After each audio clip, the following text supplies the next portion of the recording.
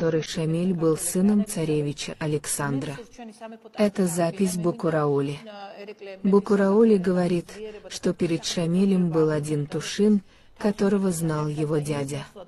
Этот Тушин разговаривал с дядей Букураули и рассказывал ему о Шамиле, с которым Тушин был знаком лично.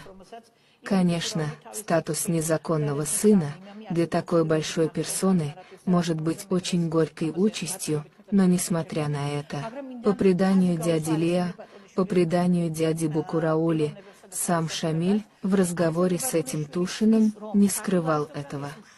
Шамиль говорит этому грузину: «За что вы, грузины, враждуете со мной?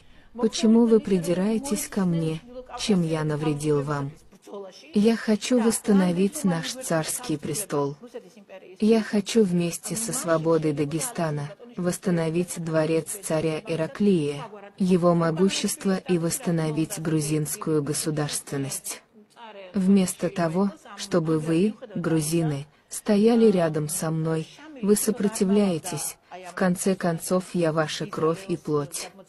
Вот так открыто разговаривал Шамиль с этим Тушиным, грузином, а Иване Букураули в своей книге «Три имама Дагестана» так подробно описывает этот нарратив.